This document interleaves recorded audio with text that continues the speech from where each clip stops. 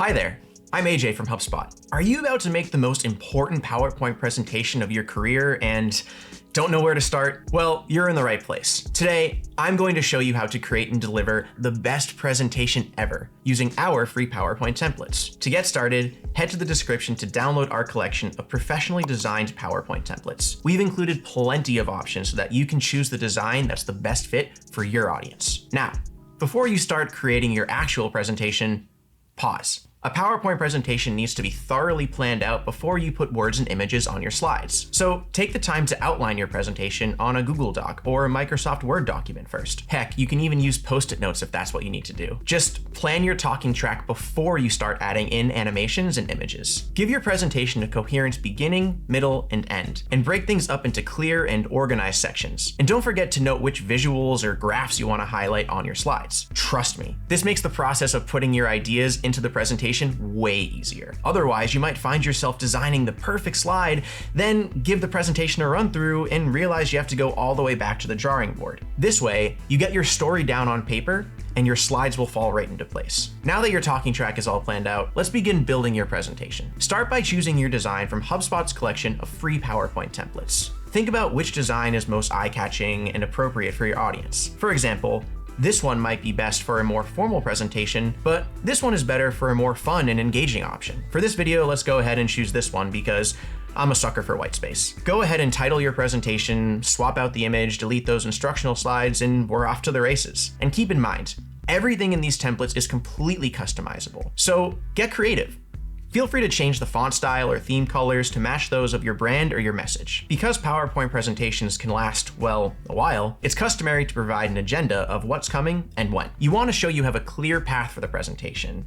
It's kind of like showing your co-pilot on a road trip a map of where you're going and how long it'll take to get there. Plus, it clearly lays out the point of the presentation and gets your audience curious about how you're going to arrive at your conclusion. The agenda should be a simple, text-heavy slide going line by line for each section, but feel free to add a stock photo or a logo of your brand if you want a visual. Next, if you haven't already, introduce yourself to your audience. It doesn't matter if it's a group of familiar colleagues or complete strangers. Use this slide to introduce the speaker or group of speakers, specifically highlighting the speaker's background and qualifications to be speaking today. And don't forget to include a spiffy headshot, like this one that HubSpot got taken from me the other day. Okay, yes, we can now get into the actual content of your presentation. Actually, one more thing. Before making each section, make a copy of all of your content slides so that you have a fresh set of templates to work with. If you're making edits to the templates themselves, you'll just have to revert the changes you made every single time you start a new section. So it's a best practice to start fresh. Refer back to that outline we started the video talking about and start building out your presentation slide by slide. In each set of templates, you'll notice a variety of slide types like text heavy, image heavy, a data slide, and a quotation slide, just to name a few. Remember, you don't need to use every single slide type in every section. So if you come across a template you don't need in one section,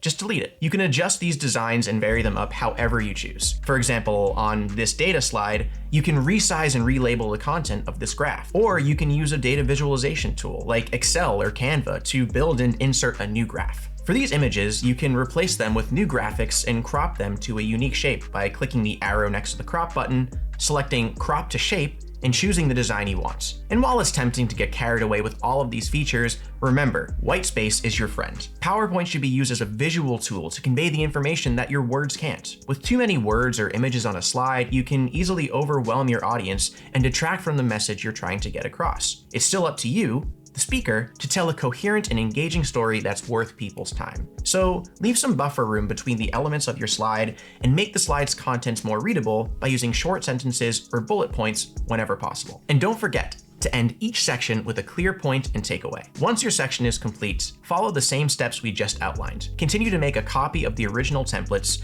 and fill out your subsequent sections until your presentation is finalized. Once you're happy with your design, consider adding animation effects by clicking the element you want to show up, going to the Animations tab, then click the effect you want to have happen and how. Whenever you add a new animation, it will default to come after one previously added and can be triggered by a separate click. But you can change this by choosing with previous or after previous if you want it to happen without clicking. PowerPoint has unlimited creative options, so for each section, try to add different designs or animations to keep your audience's attention throughout the entire presentation. Lastly, wrap things up with a conclusion slide, summarizing the presentation and any next steps or clear follow-up. follow-ups. This could be your last chance to share a thought with your audience, so if there's anything you need to add or specify, now's the time to do it. You might want to include your social media handle or email address if you're presenting to an external audience and are open to follow-ups. And there we go.